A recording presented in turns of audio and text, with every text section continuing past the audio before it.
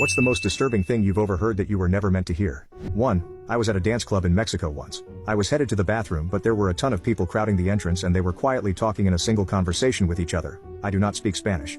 I figured it was just a line, so I queued up behind the group. Another local guy lined up behind me and after a few minutes tapped me on the shoulder. He and I had the following conversation. Him. Do you speak Spanish? Lo siento, no English.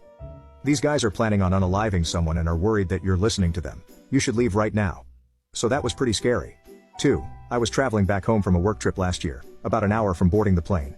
A woman on the seats behind me answered her phone and let out the saddest wail I've ever heard because the person on the other end told her that her son had died. It was extremely sad and weird to think that there were so many witnesses to probably one of the worst moments in her life. 3. I was in the ER due to kidney stones, overheard a man next door wailing because his father suffered from a heart attack during a baseball game they were at. We were at the ball game, just having a good time. We were just having a good time. For a brief moment, I didn't feel pain in my kidney. 4. My dad, probably drunk, telling me over the phone how he was gonna unalive my mom's new boyfriend. He thought I was her. I was 10. 5. My great-grandmother, delirious on her deathbed, was talking to herself or a ghost. Not sure. But she was saying she was sorry for not protecting you, her.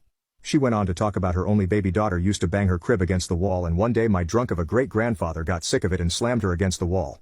She went to check on her and she was limp. She died 18 hours later and my great-grandfather buried her in the backyard. 6. My ex-grandma trying to talk my mom into keeping her first 2 kids and giving up us other 3 for adoption. 7. My schizophrenic mother crying about the people in the walls murdering her ex-boyfriend by tearing him apart at 4 a.m. She hadn't talked to the dude since before I was born. I was already into horror gore stuff as a teen, so it didn't traumatize me quite as much.